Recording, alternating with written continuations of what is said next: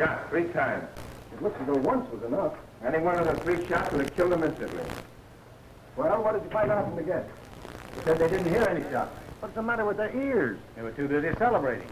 Celebrating what? They say this man Cooper was appointed to the Balkans. What are Balkans? A place in Europe where they have diplomats. Oh, important, huh? Well, I'll see if I can find somebody that wasn't celebrating when he met his finish.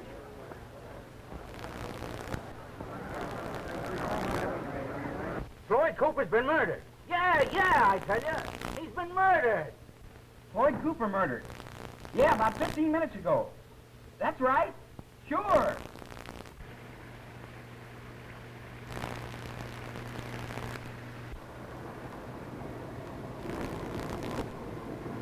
Will I wait, boss? Extra! Extra! Floyd Cooper murdered! Extra! I'm afraid it wouldn't pay.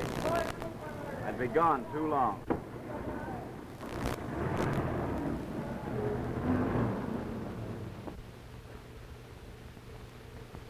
All right, the photographer's on the way out now.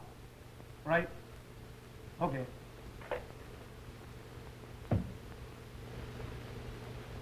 Officer, I just murdered Floyd Cooper. I'm giving myself up.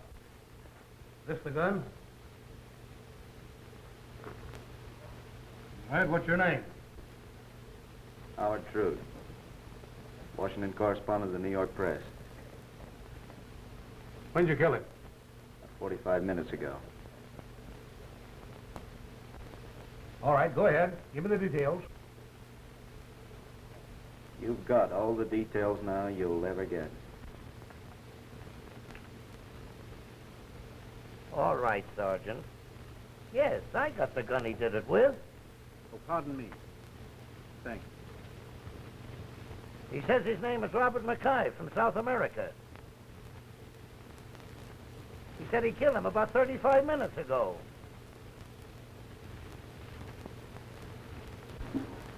What's that, Commissioner? Another one is confessed. Robert Mackay of London of South America. All right, Commissioner, I'm coming downtown. Well, what do you know about that, boys? What's happened? Well, the Commissioner said that there's another... Who's this? He just confessed, and here's the gun. What's your name? Sergei Krempin. And why did you kill him? That's my affair. I came all the way from Manchuria to do it, not to talk about it.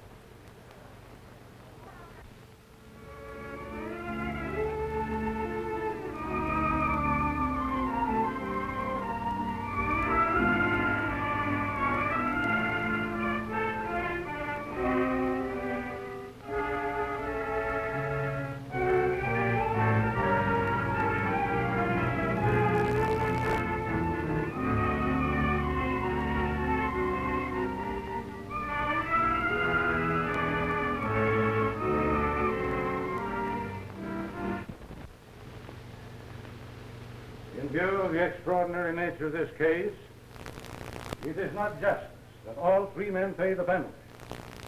Stop. Urge leniency. Federation of Women's Clubs. Federation of the Society of that. Telegrams by the hundred. Newspapers screaming headlines.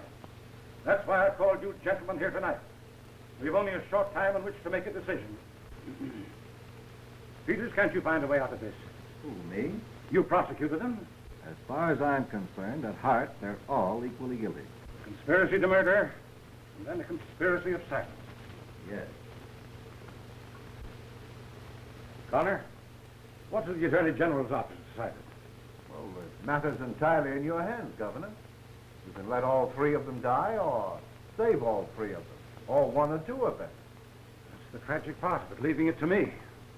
You know I can't pardon all 3 because 1 is really guilty. Sometime between now and daylight, I must save 2 men from an unjust death.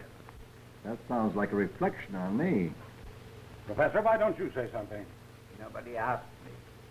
But what did your investigation disclose? A lot of things. But no positive proof. What do you call positive proof? They all admitted killing him.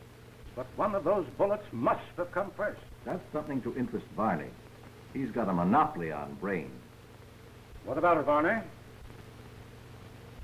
Professor Varney, will you honor us with your attention? Varney's doing brain work. When it comes to brain work, it's better to keep your fingers busy instead of your wind. Now, gentlemen, please. Barney, can't you determine the order of the firing? I mean, which one of those bullets was the first to strike Cooper? No. We have fitted them into the respective guns, and we know where each man shot. Mackay into the heart, Howard Trude into the head, Crenwich into the spine. Any one of them instantly fatal. There's no way of telling which was first. No. The first bullet was the fatal bullet, and the moment life passed, the other two were shot into a corpse, which is just the same as shooting into a wall, as far as the law's concerned. And I don't see how the jury convicted all of them. I resent that, Barney. The jury convicted them because they admitted they were all attempting to kill Cooper. How can you attempt to kill a man who is already dead? What do you think, Connor? Well, I think Mackay, Trude, and Crenwich were like soldiers in a firing squad who don't know, even at the end, who actually fired the fatal shot. There's a difference here. There's one man who does know.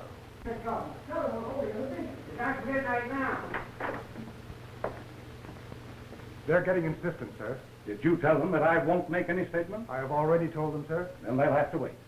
I agree with Professor Varney. I still think he's wrong.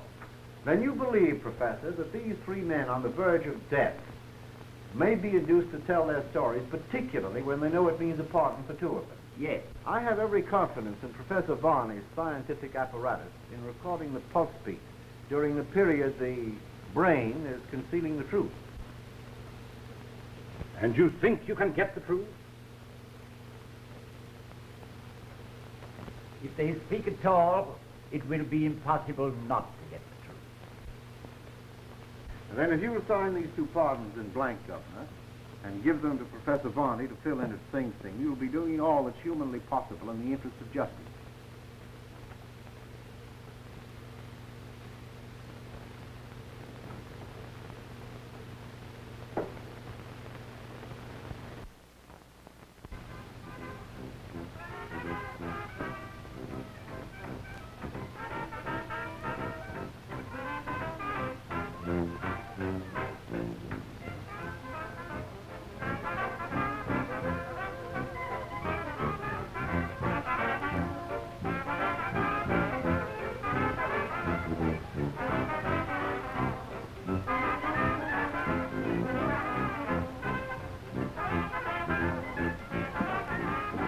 Shut that thing off. Sorry, old chap.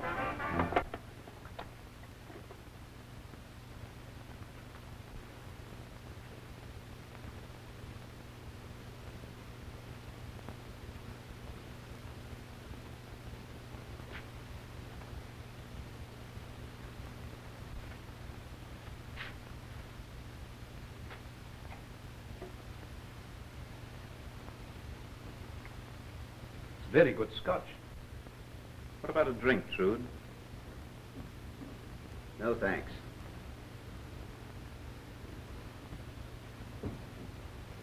How about you, Crenwitz? No, thanks. I'm too busy drawing my life's work. You may not get a chance again. Oh, in that case...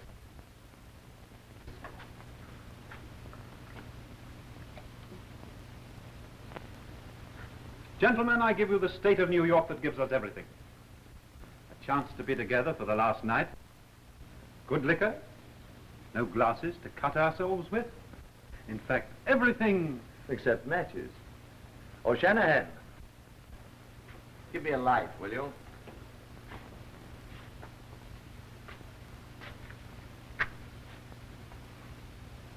There you are, Mr. Crenwicks.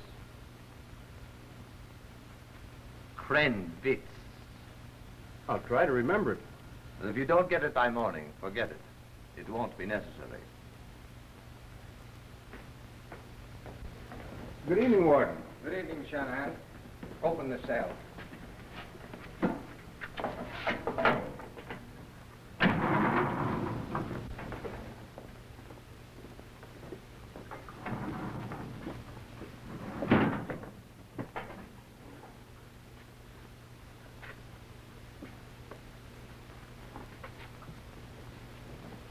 Let me go first. It's possible you may not go at all. Am I going to be reprieved? Not exactly. This is Professor Varney, representing the governor. Dictograph. So that's the reason you put three of us together tonight. Well, you didn't learn a thing. You're mistaken, Mackay. There was no dictograph. 3 men clever enough to command affairs in all parts of the world would hardly fall for a dictograph. Professor Varney is bringing you pardons from the governor. As you see, gentlemen, there are only 2 pardons. What names are on them? The pardons are blank. You will, in a sense, decide for yourselves which 2 names I will fill in, gentlemen. Well, that's a bit thick, wanting us to welch at the last minute. Hardly sounds like an invitation to a gentleman. I feel justified for the murder of Cooper, and I'm willing to get it over with. Fill in their names.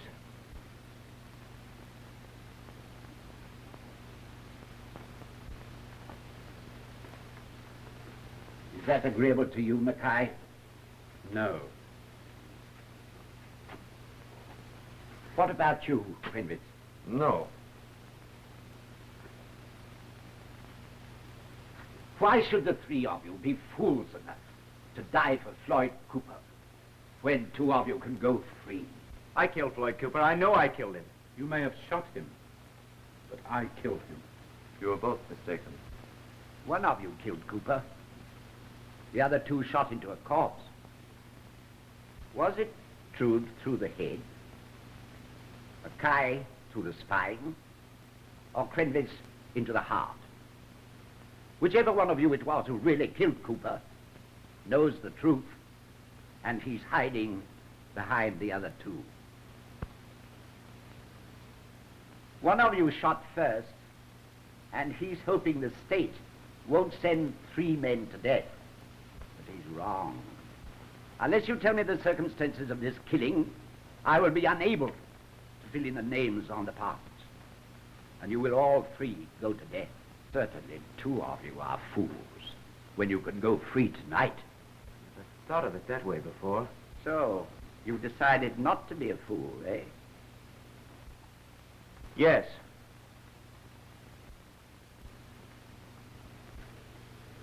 How about you, Quinvitz?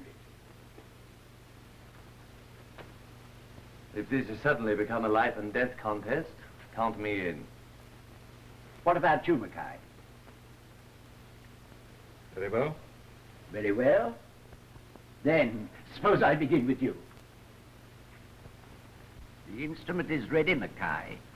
As you talk, your words and your impulses with relation to them, true or false, will be recorded on the record. I will have nothing to do with deciding whether your name goes on a pardon.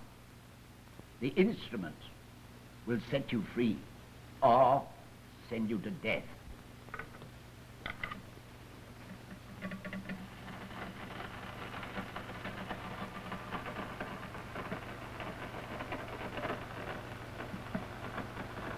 My correct name is Robert Mackay.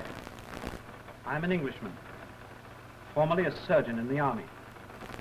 I went out from London last year in charge of a coffee plantation in South America. My wife went along with me.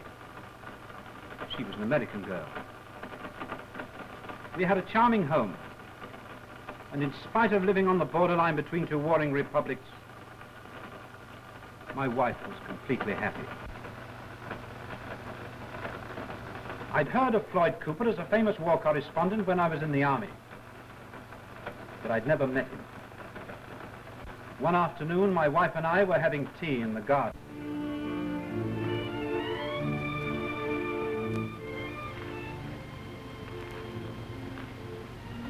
Senora? Oh, thank you. And darling, coffee. Tea for a change, Robert. Sounds disloyal, Anne, when coffee's our business. Coffee.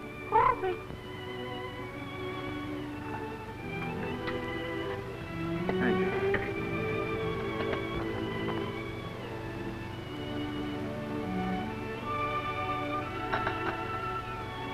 We're getting a better grade with every planting. My assistant manager sent me this experimental bush. It's going to do wonders. Increase the size of the bean and alter its shape entirely.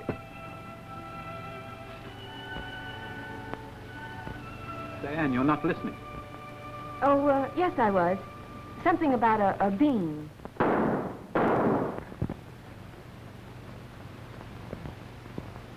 There's nothing to worry about, dear. We're in a neutral zone, and as long as we mind our own business, nothing can happen to us. Are we going home this year, Robert? I'm sorry, Anne. But next year we might get to London and New York.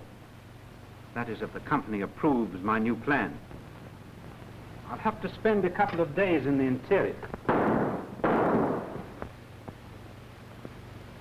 And leave me alone again? Oh, it's quite safe here. Who cares about safety?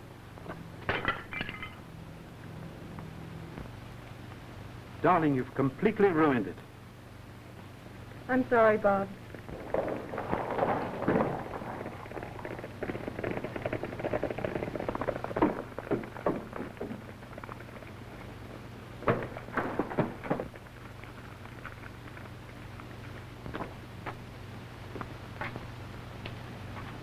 I'm sorry to have dropped in like this. I'm Floyd Cooper of the New York Press. Not Floyd Harding Cooper.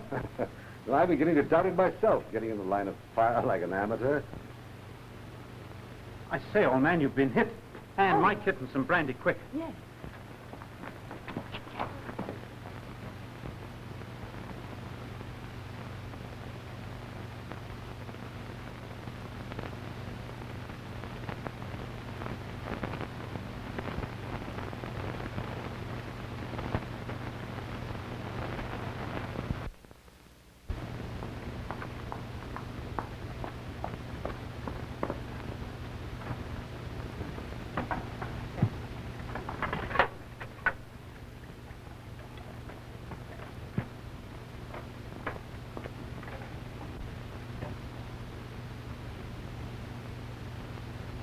Thanks. You know, I dropped into the right place. I'm Robert Mackay. I used to be a surgeon. This is my wife. Charmed. How do you do? I'll have this out in a minute. I say, there's another wound here. An old one. Yes. Belgium. Dinmont dressing tent. I used to be a Dinmont. Ah, perhaps this is your work. I should have remembered the most famous war correspondent of our generation. Oh. Perhaps it was Dr. Butcher at that time. I don't know. There were lots of butchers at that time.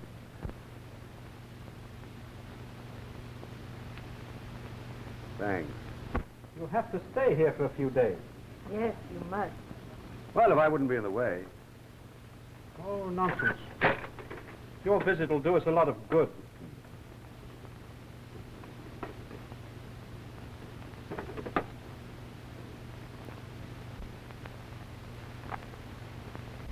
And darling, coffee.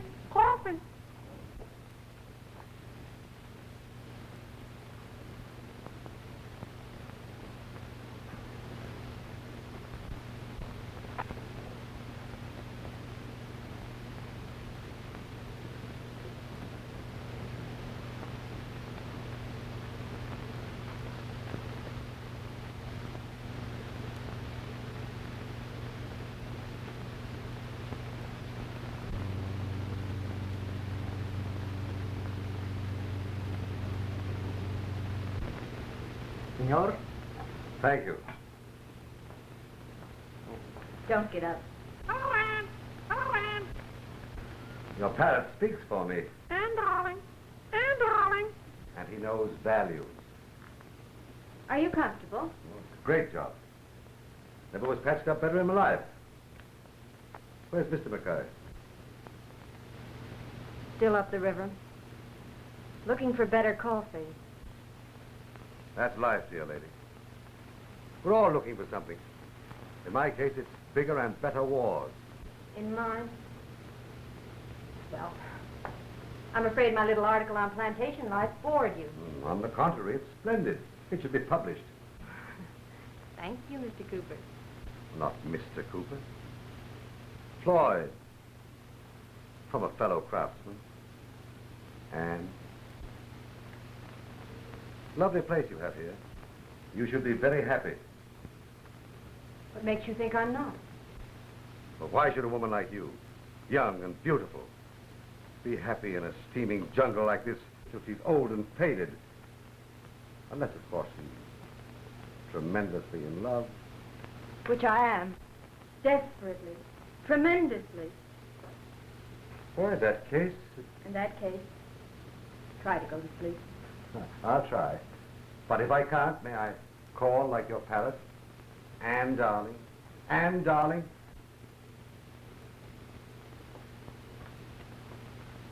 That's not a parrot. It's a macaw. Good night. Good night. Good night. Anne.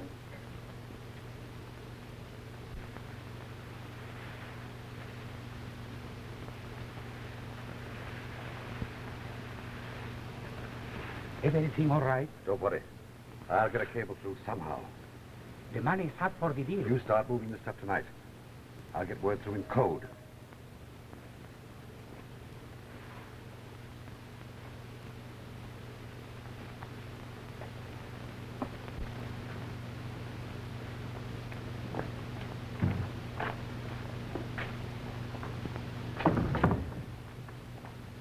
Hello, darling. Hello, Bob. Darling, I've got great news for you. I've crossed another shrub. Now, what do you think of that? Looks nice. How's Cooper? Fine. Where is he? Oh, around somewhere. Look, Bob. He's autographed one of his books for us. To Anne and Robert Mackay. Lloyd Harding Cooper. Makes us quite famous, doesn't it? Hello, Anne. Hello. Feeling better, Cooper? I have to feel better, because I must get these dispatches through to the cable office. War is war. Will there be war? Confidentially, I'm afraid so. This Grand Charco affair is nearing a climax. And, General, the dispatches must go through. But you're in no condition to travel 2 days to the port. I can't help that. I positively forbid it. I've got to go to the port myself to cable the company. Let me have the dispatches. Well, that's kind of you. There's no collect. Newspaper code, of course. Makes me feel quite important. Oh, not at all. I'm merely an observer. It's men like Mac here who do the really big things. Do you really think so? Has he been telling you about my new shrubs? Well, we spent quite a lot of time talking about your new shrubs. Looks great. Coffee's the greatest thing in the world. My wife's an American, brought up on coffee and drinks tea. Very disloyal. But you're English, brought up on tea, and you drink coffee. I live coffee. Don't you worry about these dispatches. You just stay around till you get better. You know, your visit is doing us a lot of good. I've never seen Anne looking better. In that case, I shall have to get myself shot again sometime when I'm passing by. For Anne's happiness, I'd shoot you myself. A privilege and a pleasure, Mrs. McKay. I thought you were a confirmed woman, Haven. Maybe it's like changing from tea to coffee. This country does strange things to you.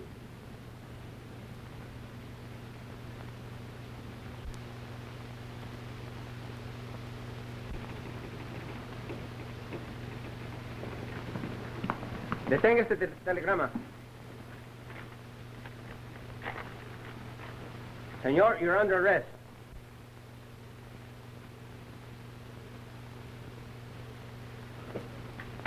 Senor Mackay, you are very fortunate. Our investigation shows that you have no part in the plans of this Spy Cooper. He has been using your plantation as a loading ground for munitions against our country. His business is trafficking life and death for money. I didn't know, General. You are to return to England. We have just received a cable from your company dismissing your services for violation of neutrality. I regret it, Senor, but I think it is for the best.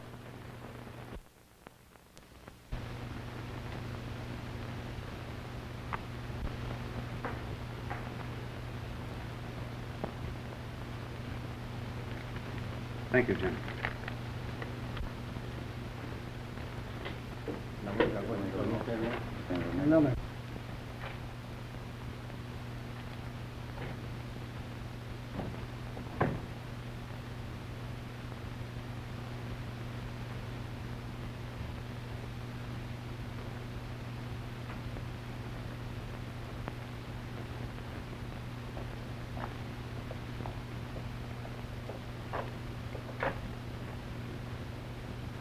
Where's Mrs. Mackay?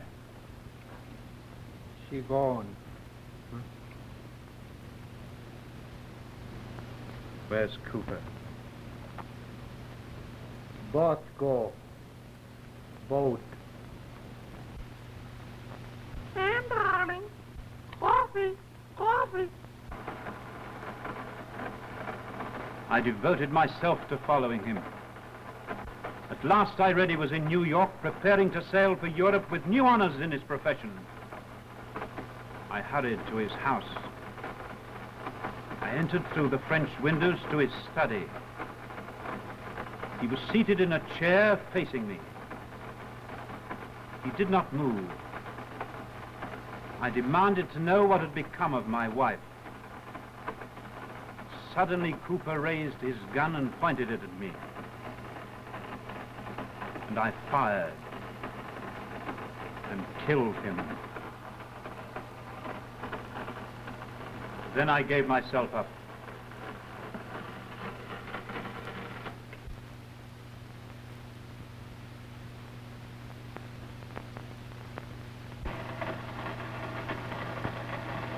If I had known Mackay's story, I could have given him information regarding his wife.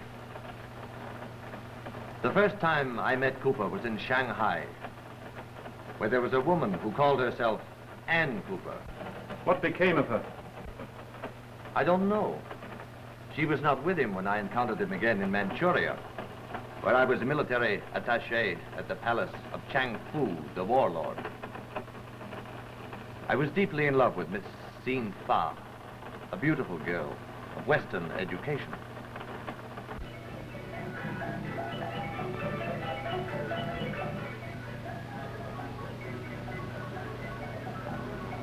Make a good appearance, don't you? Lord Chang is favorably disposed to you.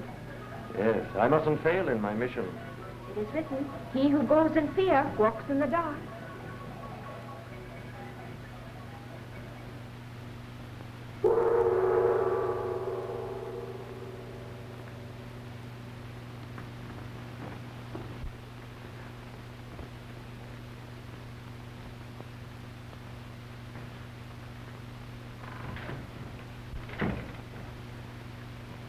Greetings to the illustrious Lord Chang Fu.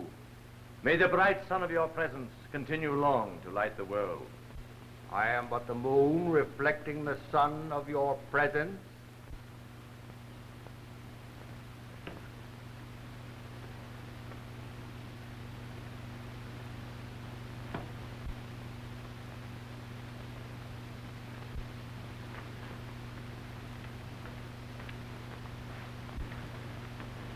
Have you examined the prisoner?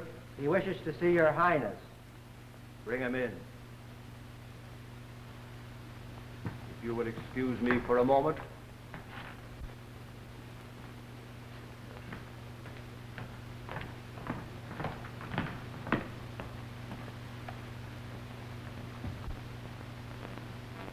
This is an injustice, Lord Chang. I am a war correspondent.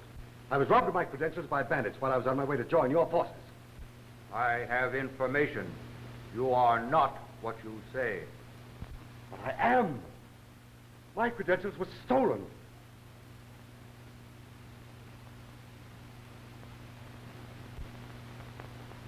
I know him. Mr. Kremwitz. I met him once when I was in Shanghai. He can vouch for me.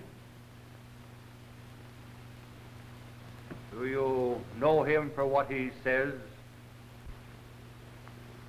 Don't you remember, old man? Cooper. Floyd Harding Cooper of the New York Press. Yes, I remember you. If this is truly Mr. Cooper, I think he can identify himself through me. When I was a student in an American college, Floyd Cooper delivered a lecture. At Vassar. I spoke about the life of a war correspondent and related some of my personal experiences. I remember. The girls at the college spoke of nothing else for days after your visit.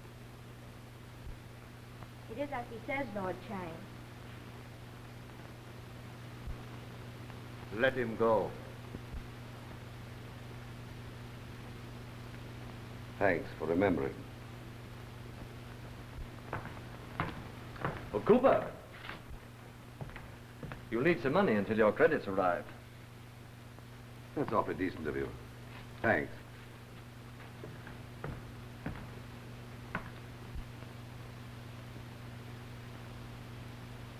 That's in honor of your new appointment. Oh, it's only the beginning. But you must be careful. Lord Chang does not see through our Western eyes. Who is it? Just a fellow who's come to pay a debt. You know, an old Chinese custom. Thank you, Fenwick. Greetings, Miss Vassar. Have a drink? Yes, thanks. You know, I'm very grateful for what you both did for me. Oh. My illustrious ancestors, thank you. Because you failed to join them today? Score one for Vassar. Well then, the eyes of Asia. After that, I really must go. Allow me.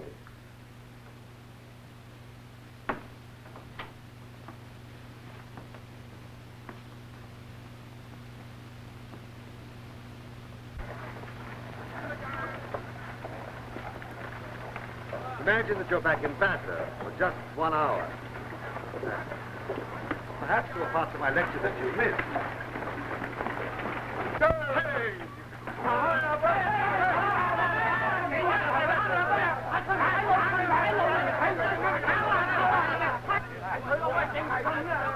Very well, since you are so anxious to continue that lecture. Lunch in the Street of the Lotus. In the Street of the Lotus.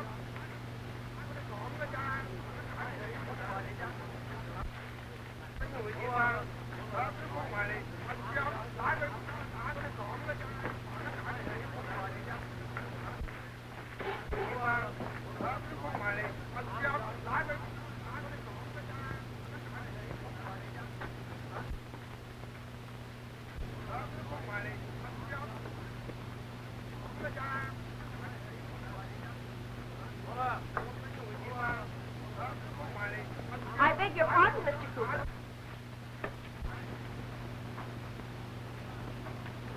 Can I be of service? You might take me to lunch. Thin far. Thin far. You look charming. They're old, but I love to wear them. Oh, this is the place.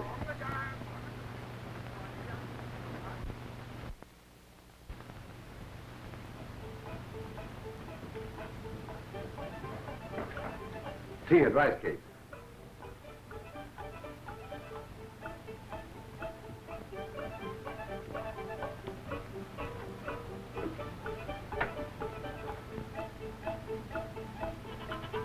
Perhaps it is I who will have to deliver the lecture. No one to blame but yourself, being so lovely.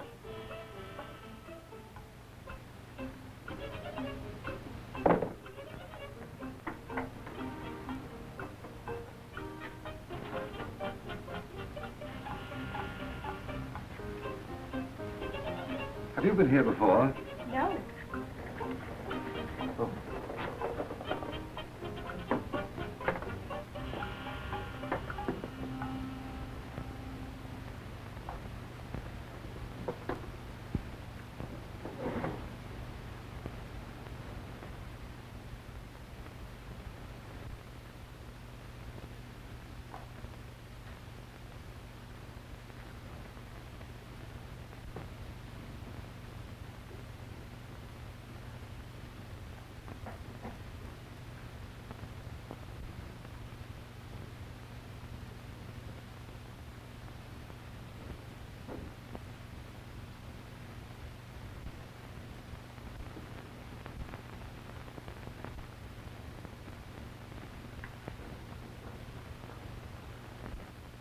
Lovely things end too soon. Please don't say that. Why? Because I want to see you again. Often. Oh.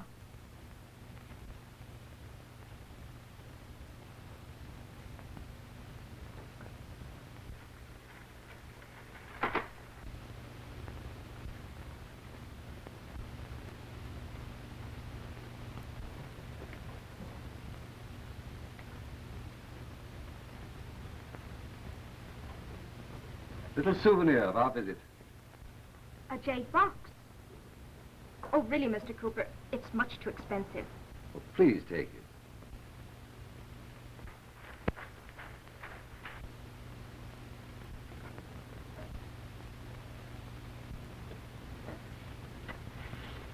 I insist that you have it.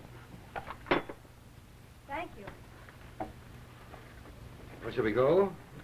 All right.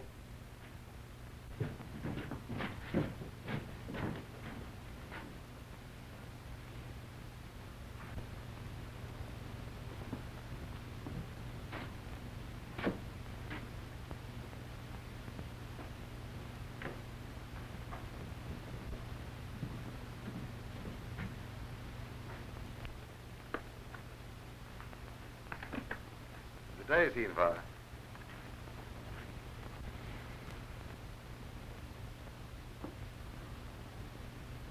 I don't like the idea of your associating with this Cooper fellow. It's nothing.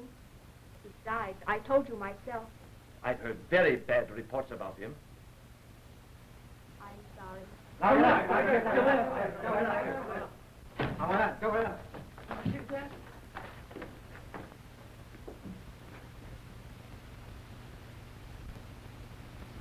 Your Highness.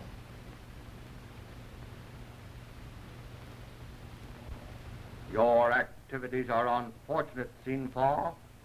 It is not good for women to meddle. I humbly apologize, Your Highness. What have I done?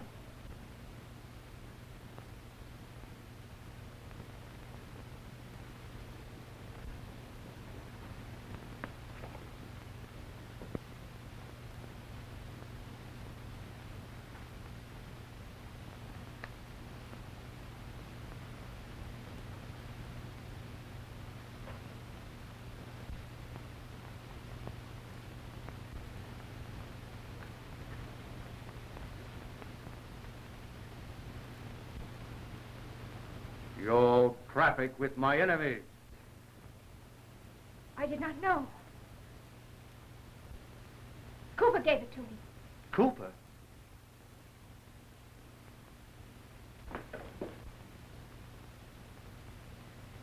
Ira?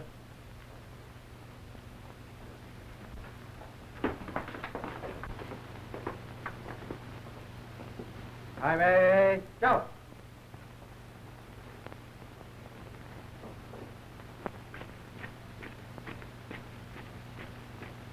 Vive tank. Fire it up. Go, turn.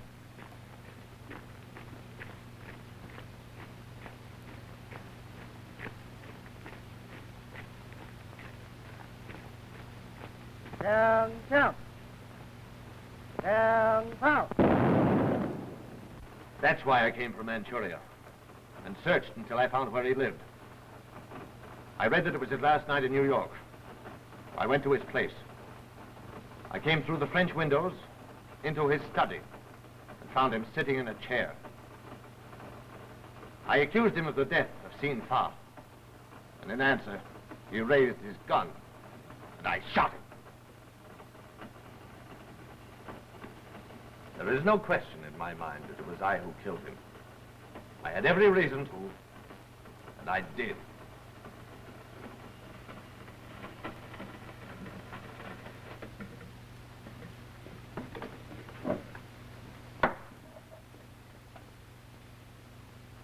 I was engaged to Ellen Croft, secretary to Kirk Norden, the famous financier.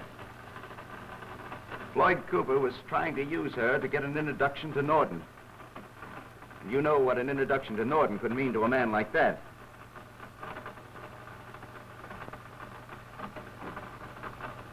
It was at the Maryland estate of Norden. Ellen and I were talking about our coming marriage. Everybody happy. Everybody except Mr. Norden, I guess. Tell him this afternoon. I promised him I'd go to Timberline. Now, see here, young woman, you'll take dictation from me. That's old-fashioned. Well, I'll take dictation from you. Anything so long as we're married soon. Here we are. They just came, miss. Oh, thanks. Mr. Norden will be ready for you in a few minutes. All right. Norden sending you flowers? Norden? Oh, you're not getting jealous again, Howard. Who then? You're trying to play a joke on me. I'll bet your card's tucked away here someplace. Oh, here it is. But it says from Floyd Cooper. Begging your pardon, ma'am, for being so bold. Oh, thanks, Mr. Cooper. But I don't think... Well, just a bribe. Oh. Hello, Howard. What are you doing here? Miss Croft knows. I'm very sorry, Mr. Cooper, but your request is impossible. What's between you two? Oh, orchids. A rare tropical plant. Also, they're parasites. Not bad, Trude. That's beside the point. What are you doing here? I don't see that that's any business of yours. Miss Croft and I are engaged. Congratulations. But I still don't see how my business can concern you. Mr. Cooper's here to see Mr. Norden about an interview. Don't do it. Oh, maybe you're on the same assignment. No, I'm not. And isn't it a bit unprofessional to use your influence to prevent me from getting my interview? If it's only an interview he wants. Mr. Norden never grants interviews. But he's leaving for Timberline, and if you'll call on him there, I'll see what can be done. Thank you. Well, let's call it a truce, Howard. We're not on the same assignment.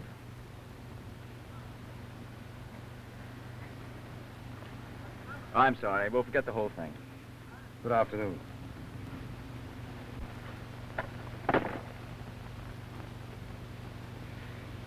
I'm sorry. Well, that's all right, Howard. I couldn't bear to see a fellow like Cooper talking to you. He does sound exciting. That's just his line. I infer from that, Howard, that Mr. Cooper's not strictly a moral man. No, cut it out, will you? I'll be away from Washington in a couple of days. You can resign your job and we'll announce our engagement. I'll see you at Timberline.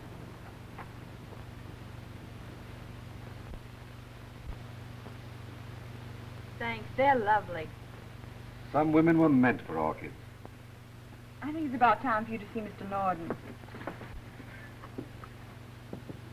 You know, I'm rather sorry that you managed to arrange that appointment. But I thought you wanted it. Well, I did. But now I won't have any excuse left for staying on. Timberline. Well, the lion is in his den. And I'm condemned to enter. Too late to recall it. I've resigned from the Lion's services. Do you think that was wise? I think it was very wise. Burning all your bridges? Don't you approve of Howard? I approve of you. I think you're charming, beautiful, thoroughbred. And I don't like to see thoroughbreds hitched to plow horses. You mustn't keep Mr. Norden waiting. And you're a good newspaper man. News comes first. I see. So this is the press man who's taking my right arm away from me, huh? No, Mr. Norden. It's another newspaper man. Now, that's her fault. It's Mr. Cooper about the interview. Mr. Cooper, I don't grant interviews, but I'm breaking my rule at Miss Croft's personal request. If you'll come down to Putnam Green, I'll talk with you. Thank you, sir. Well, what is it you want to interview me about? I want to know if you'll be interested in this.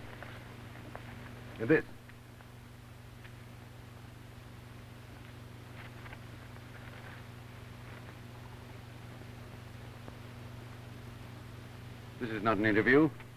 It's the only way I had of bringing the matter to your attention. How did you know I was interested in these affairs? Certain information I received in Manchuria. Smart of you to bring the interview about in this way. What's it worth to you? $100,000.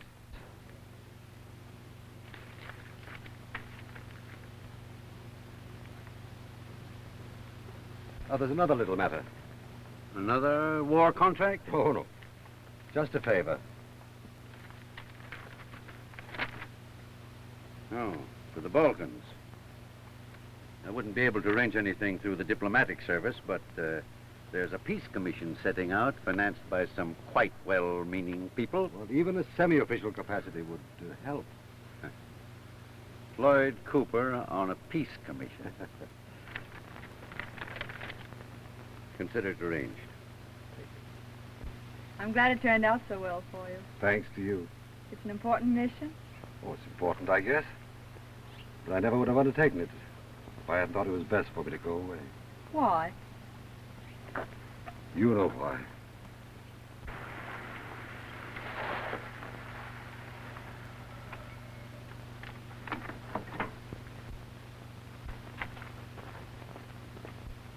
Hello, Howard. Ellen, would you go inside? I want to see Cooper alone. Howard, you're making a mistake. The only mistake I made was not telling you the truth about Cooper. I might have known this would happen. Nothing has happened, Howard, except in your own imagination. He seems to be positively gifted that way. Howard! Come on, Ellen, let's get out of here. No. What? We're no longer engaged. Ellen, you don't mean that. Please go. Well, steady. Steady. That's why I asked you not to burn your bridges. I couldn't stay here.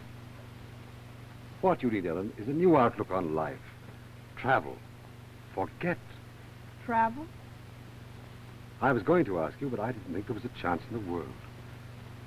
But if ever a man needed the service of a clever woman to help him on a delicate mission, I need a secretary like you. Now, don't say no until you consider it.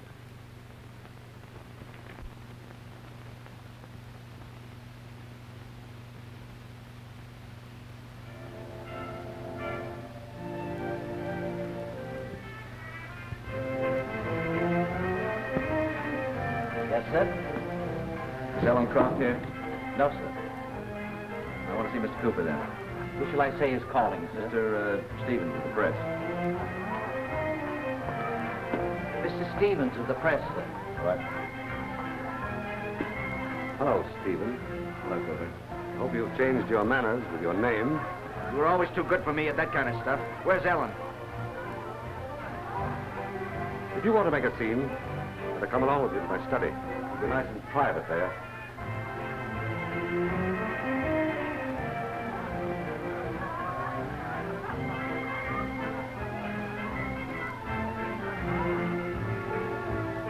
Well, what's on your mind? Are you taking Miss Croft to Europe with you tomorrow? Why not ask her? I'm asking you. Go ahead. This is a showdown, Cooper. This time you're playing for limit stakes. I always have. But I don't see that you're holding any cards. I don't care if she did break her engagement to me. You're not going to add her to the collection that you've got scattered all around the world. The lady in question is not going with me. Unfortunately. Lucky for you, if it's true. And drop that insinuation of gunplay. You're talking right up my alley. I'm going out to check up what you say. If you're lying to me, I'll be back. How do you do, sir? Is Ellen Croft in? No, she moved out with all her baggage. Told us that she sent her forwarding address from her new position. Thanks. You're welcome. Back again, Mrs. Stevens. Where's Cooper? The party got a bit noisy and he's retired. He's not to be disturbed. Say, why don't you make yourself at home? Don't I know you? Sure. How's Cooper getting along with his new secretary? Wow. Say, would you buy me a little drink, please? Right from that little glass. Goodbye.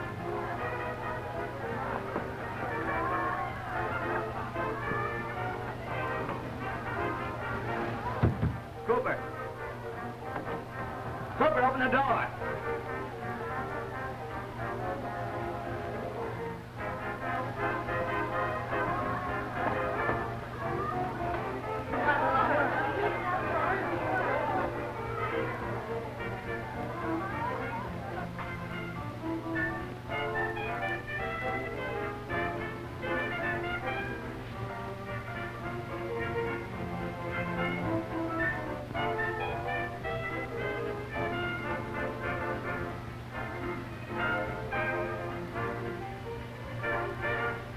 Cooper was sitting in a chair.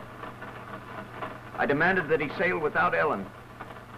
He raised a gun and I shot him. And I gave myself up. And you know the rest.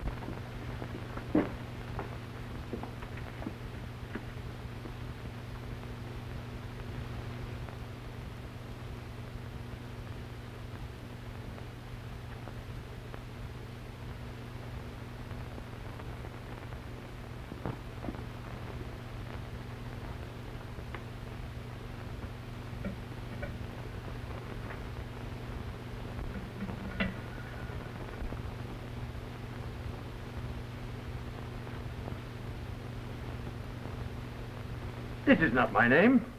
You made a mistake. You made the mistake when you grabbed it. It belongs to truth. You lied, Crendis.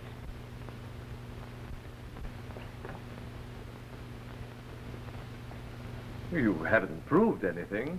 No. I'll show you the proof. Your first lie occurred almost at the beginning of your story.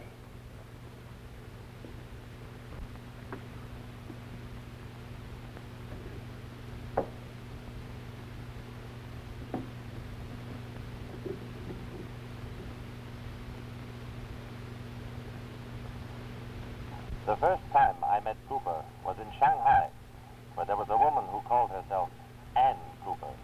I happen to know that Anne Mackay never got further than London, where she is now. You thought it'd be a good idea to hitch your story onto Mackay. So you began to parallel the circumstances. And here on this cylinder, you will notice more lie variations, which correspond to this point on the record. I was deeply in love with Miss Dean Farr, a beautiful girl of Western education. Purely an invention, this Chinese girl. She never existed. You wanted a girl in your story of another country whose fate at Cooper's hands would excite sympathy. Lies. Lies. Your whole story is a lie. Crendis, I've had a theory about this case all during your trial. But unfortunately, as I told the governor, I had no positive proof. Tonight, your own lies have convicted you. You were never a military attaché in Chang's court. You and Cooper represented munition companies and were in a deal together. Cooper stole the contract, came to New York. You followed him. And because he wouldn't give you your share, you murdered him.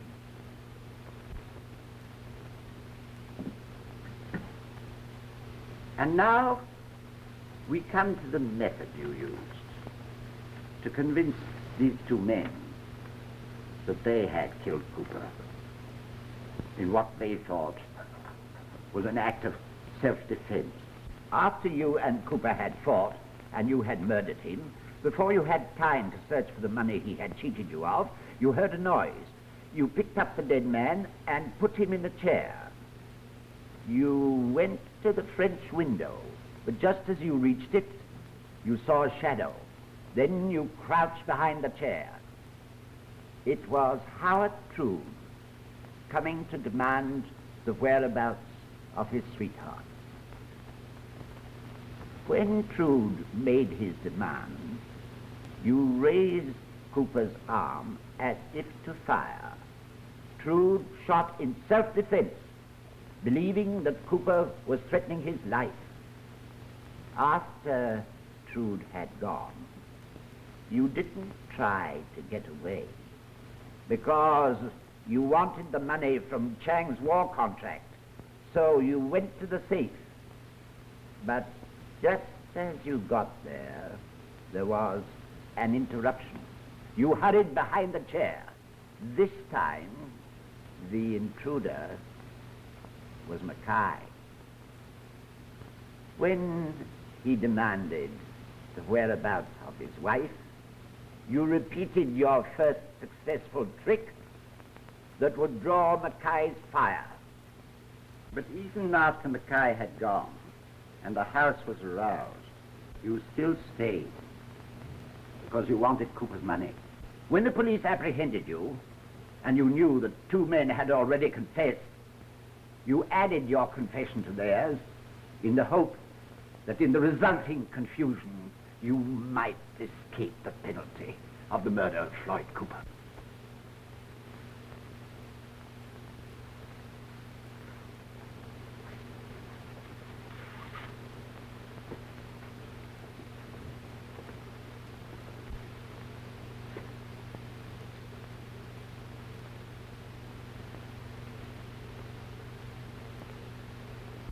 There's a girl for you.